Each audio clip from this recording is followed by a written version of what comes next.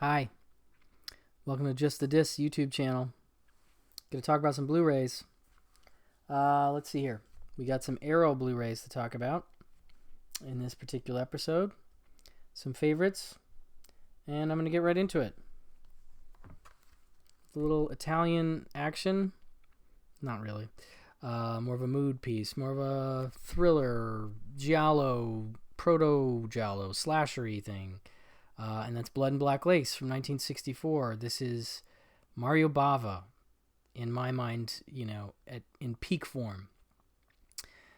He's definitely one of those directors that you watch him and somebody like Sergio Leone, or Argento, I guess, where you watch the movie and you go, okay, I know what a director does. A director makes the decisions to make a movie look a certain way. I mean, obviously that's production design as well, and cinematography. It's a collaborative art, people. But really, designing shots and making you pay attention to certain things. I just noticed that a lot with, some directors early on that really caught my attention. And Sergio Leone and Bava were two of them. And this movie in particular, it opens with a bizarre credit sequence where you see all the major players in the film posing in these like stylized lighting setups, posing next to red velvet mannequins. What movie has red velvet mannequins in it? Not enough, in my opinion, because it certainly adds to this film. And you've got basically a story of a house of models. They put on fashion shows at this mansion-y place. And, some gentlemen involved that help out. And suddenly we notice that the models and others are getting killed off. And we see this guy. Notice that cool claw thing he has. And the fedora. And he's got sort of a no face, kind of like a nylon, it's not like a nylon stocking, but kind of like that. It's white, and I just think it's so distinct. And that's one of the things that stands out to me about this movie is, all the style elements about it, really shows what Bava can do. I think he started in cinematography, so he's really into making a film look good and look a certain way.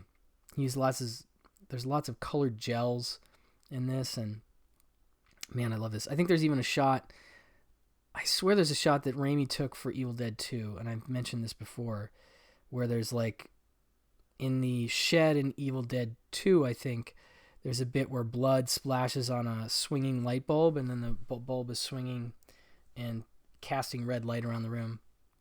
I'm not sure if it's exactly like that, but there's definitely something with a swinging light bulb and maybe some blood, and maybe I'm reaching, but it just felt like, watching them close together, it seemed like something Raimi would be into, and that he would be a Bava fan. I can't imagine he's not. But anyway, it's sort of a lurid, trashy story that's, about these people getting knocked off and who's doing it and who's got the motive, so it becomes kind of a whodunit. So again, proto-giallo, proto-slasher, but a great killer and a really stylish movie. Lots of great stuff on this disc. It's a region A and B. I'm not even going to go through the features on this, but it's well put together, we'll say. And definitely one of my favorite Arrow releases ever. Blood and Black Lace. Next up, change of gears. We're going to go classic comedy with the Marx Brothers film Duck Soup from 1933. I always forget what year this came out. Yep, 33. Probably their best movie. Definitely one of my favorite comedies of all time. And a movie that, I don't know, it's just one that I come back to all the time. It's a comfort movie for me. It is, a showcase for them and what they can do and how their abilities as stage performers could translate to film. Obviously, they were stage guys. They did a lot of their acts on stage. They would refine them on stage. They would break down where the laughs were and pause for the laughs on stage, which sometimes they did in the films, and they had to figure, oh, actually, we can't do that because, we can sort of pause for laughs, but I don't know. They had to work some things out in the transition from stage to film. And this has a great director helping them, and that's Leo McCarey, who did, Make Way for Tomorrow and The Awful Truth and Going My Way. I mean, he's a great comedy director, and he was sort of able to, I think, sort of strip down some of the stuff they normally do and make this more compact and still allow them to do what they do and do some of their greatest bits. I mean, if you haven't seen the mirror gag with Harpo and Groucho, that's, often used in montages of, great films of all time kind of stuff. I mean, great comedies. There's a bunch more bits like that in this movie, just really funny stuff. You get to see them working with Margaret Dumont, who was an essential part of their stock company, and she was the straight woman to them and is just super funny and just, I don't know, you really underestimate her unless you watch enough of these movies and you go, wow, she's really a big part of what they do. And she's really great in this one. Anyway, so I have the Universal box set of the Marx Brothers. I think it's Universal. Yeah, it's up there. So I had looked at these Arrow releases and I was like, I don't think I need those because I think even between the extras, I have all the movies and the extras are duplications. Now, anybody that wants to, please leave a comment below and let me know if I'm incorrect. If there is some extras on some of the other Arrow Marx Brothers Blu-rays that aren't included in the Universal set. But what I could find in my immaculate research, wasn't immaculate at all, in my brief research was that this one included a couple things. It includes Sibling Revelry, an introduction to the Marx Brothers by critic David Cairns, and then another piece by Cairns, Monkey Nutcracker Duck Feathers, a new video essay by David Cairns. So when I saw that, and it was during the sale, I realized I gotta get this because I need all the extra features on Marx Brothers movies that I don't have. I gotta have it, it's just, I'm a completist like that. I love these guys so much. So I got this one. Again, let me know if the other ones have features that aren't part of the box set. I'd be happy to get those as well and talk about it. But for now, this is the only one I could find that had extras that I didn't seem to locate on the Universal set. And it's one of my favorite comedies, really. Put it on all the time. I watch it maybe, a couple times a year for sure, and always laugh my butt off. So, Marx Brothers. All right. Next we have something called FM from 1978. And this is a really sweet little movie. It's basically about a radio station in Los Angeles that has become very popular by doing their own thing, playing the music they want to play, and they've garnered a following, and now they are in a position to kind of get bought out by some kind of corporate entity, and they're very much like sort of post-hippie, countercultural, liberal type folks, and the idea of corporate ownership is not very appealing to them. I would make a quick comparison between this movie and Joan Micklin Silver's film Between the Lines. That film's about a sort of countercultural newspaper and how it is dealing with evolving into the latter 70s. Really great movie. It was on Criterion Channel for a while. It's on Blu-ray from Cohen Media. Definitely recommended. I would watch the two of them together, actually. It'd be a good double bill. But anyway, this is just a really charming movie. Has a really great cast, including Eileen Brennan, Alex Karras, Cleavon Little, Martin Mull. I feel like there's a couple others in there. And they are all DJs. You can definitely see some potential influence on something like WKRP in Cincinnati. I love Cleavon Little in this. There's a great bit at the open where he is ending his shift at the radio station, and whoever's supposed to relieve him isn't there. And he basically calls the guy who runs the place and says, hey, I'm walking at 6 a.m. or whatever. And he's like, I'm going to leave dead air. And so the guy has to like race through Los Angeles to get to the radio station just in time to start playing a record as it's about to go to dead air because Cleavon decided I'm out. I'm going to walk. It's a great moment. But it's just an interesting sort of look at this radio station in flux and the characters therein and how they deal with it. And I think it's really well known for its soundtrack. And I think it was one of those movies I avoided for a while because I assumed that it was all about the soundtrack and then it wasn't a great movie. But I like both things. The soundtrack includes, let's see here, I actually pulled it up over here. It includes a bunch of stuff, including a title track called FM No Static at All by Steely Dan, Night Moves, Bob Seger, Fly Like an Eagle, Steve Miller Band, Cold as Ice, Foreigner, Breakdown, Tom Petty and the Heartbreakers, Life in the Fast Lane, The Eagles, Do It Again, Steely Dan, Lido Shuffle, Boz Scaggs, More Than a Feelin', Boston, and it goes on from there. And it's neat the way the music is used because some of it, plays like you would use music sort of montage or whatever, but a lot of it just plays in the background as it would in this environment in a radio station. You're going to have a big dramatic scene where Fly Like an Eagle is just playing very quietly in the background. And I think it just, from my point of view, I always think about music and how expensive it would be. And I'm like, wow, that's a really hefty price tag to pay for background music, But I mean, that's kind of the, charm and atmosphere of this particular film. So I don't know. I like this one a lot. Definitely worth picking up. So you can see there. Oh, it's got live concert performances by Linda Ronstadt and Jimmy Buffett, which you might go, ooh, I don't know about that. Rarely do I think, okay, not rarely, but some of the time we get a live performance in a film, it stops the movie and it just doesn't elevate things. But in this case, I think the concert performances are well integrated into the film and they play like little parties. You see the characters in those scenes and it's just really celebratory in a certain way. And so I really dug that. Anyway, FM, good stuff. Now, The Sender from 1982.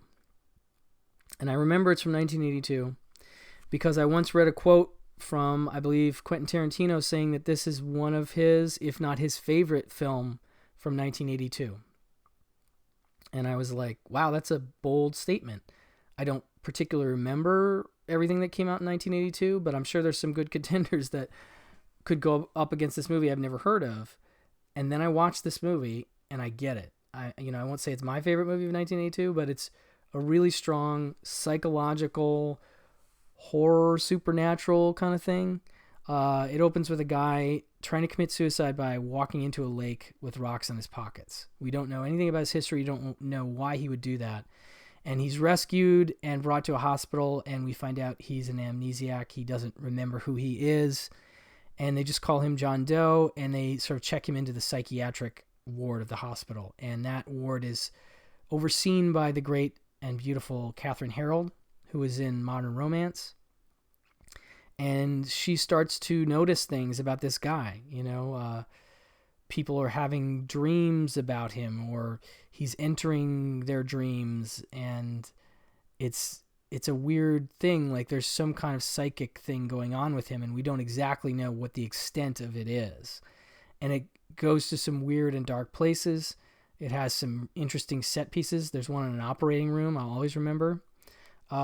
Supporting cast includes Shirley Knight, Paul Freeman, who of course famously played Belloc in Raiders of the Lost Ark. And even when he's playing maybe not a bad guy, you always kind of think, oh, that's Belloc. I don't know if I can trust him. But anyway, good supporting cast, good, vibe overall, just in terms of the way that the film feels. It's unsettling in this way. And it has some genuinely creepy scenes that I really like.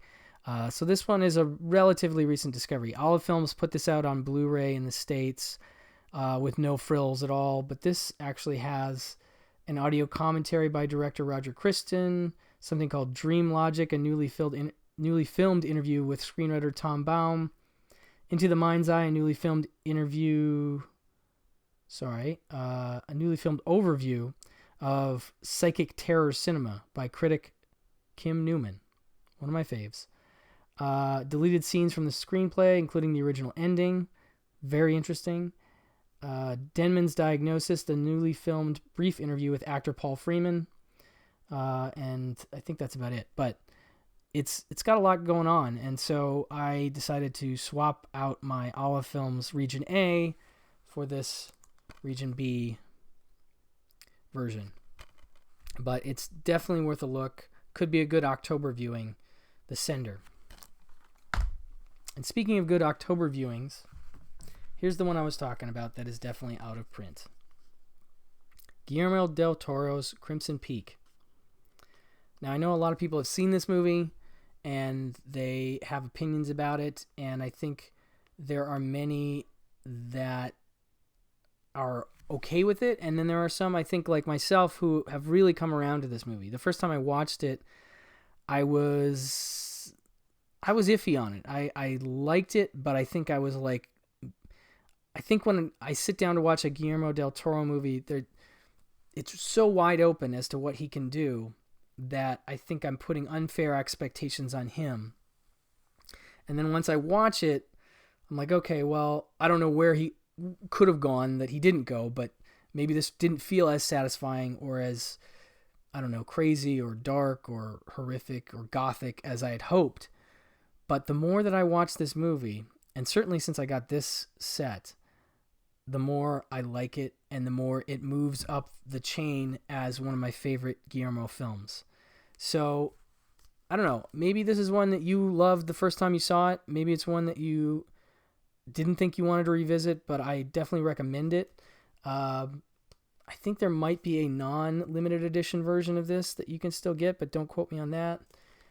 This is a really nice set. I mean, I just love the way the box opens up, and you've got just a really nice case for the Blu-ray itself. You've got your posters and your cards and stuff.